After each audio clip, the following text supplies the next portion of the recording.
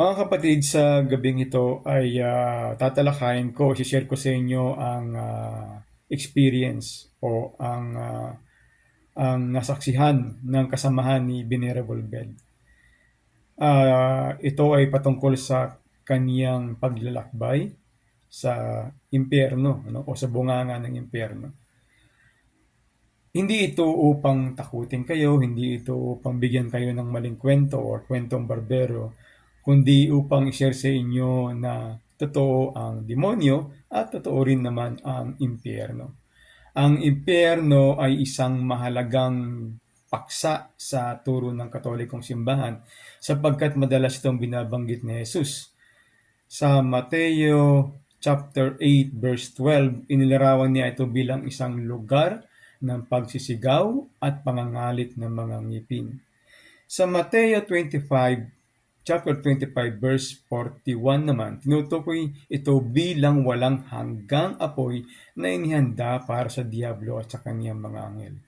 Itinuturo ng simbahang Katoliko na ang impyerno ay isang estado ng walang hanggang paghihiwalay mula sa Diyos sa mga taong malaya at sinasadyang tumanggi sa Kanya.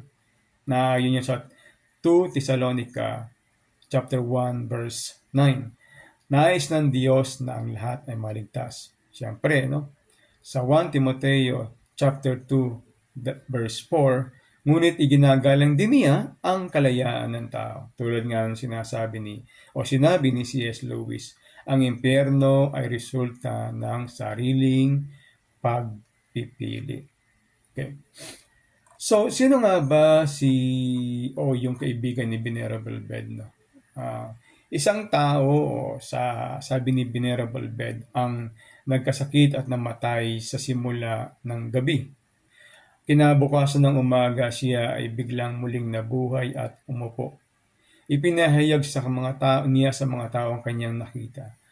Sabi niya, akay ako sa isang madilim na lugar.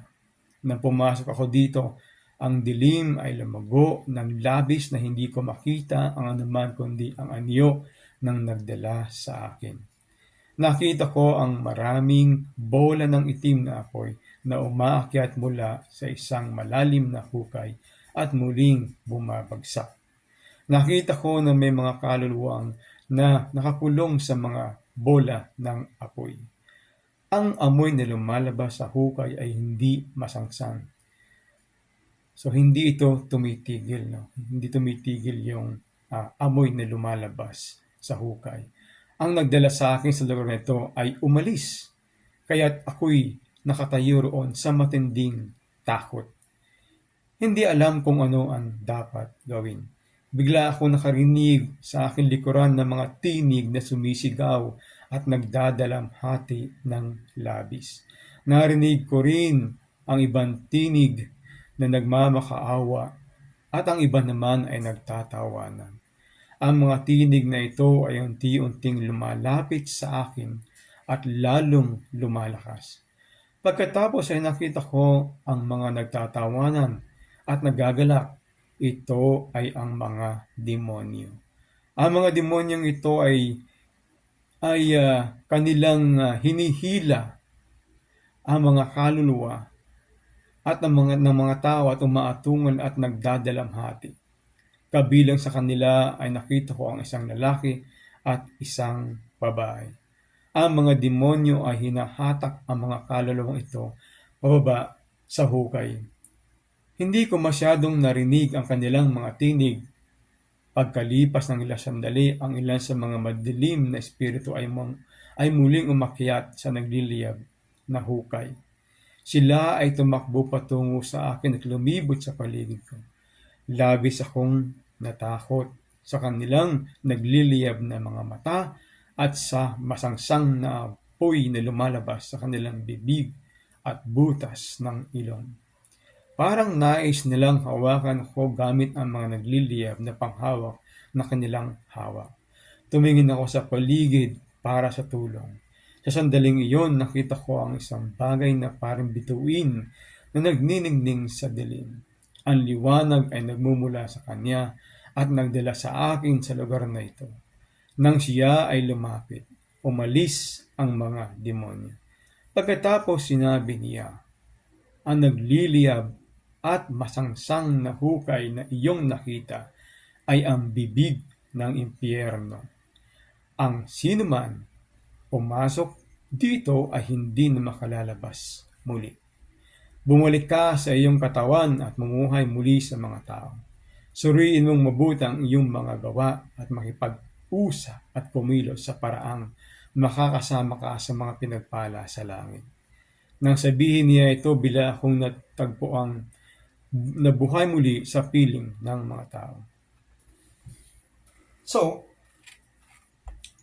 itong kasamahan ni Venerable Bed ay dinala ni Panginoong Jesus sa bunganga o sa bibig ng impyerno. Pinadama sa kanya ang katunayan ng demonyo at ang paghihirap ng mga kaluluwa sa impyerno.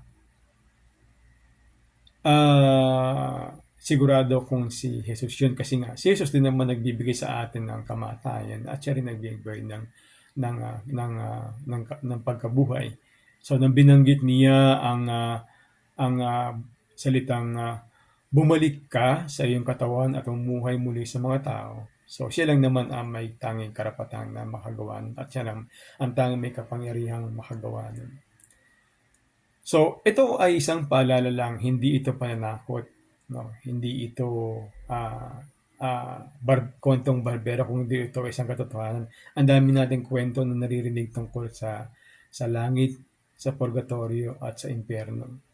Ito ay pagpapaalala sa ating lahat at sa akin na rin na habang nabubuhay pa tayo, meron pa tayong tsansa upang makapiling ang Diyos. Meron tayong mga sakramento, lalong-lalo ang sakramento ng kumpisal kung tayo ay nakagawa ng mortal na kasalanan. Ganun din ang biniyan ng kasalanan.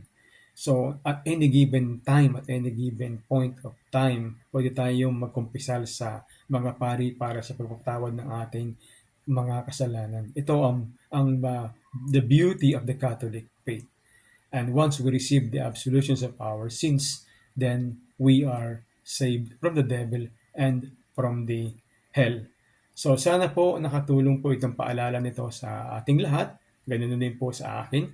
At sana po ay kung hindi pa tayo nagsisi sa ating mga kasalanan, magbalik loob tayo sa Panginoon. Humingi tayong kapatawaran upang hindi tayo masadlak sa kasalanan, hindi tayo makasama ng demonyo, at hindi rin tayo mapunta sa apoy ng impyerno. Magandang gabi po sa inyong lahat at God bless us all.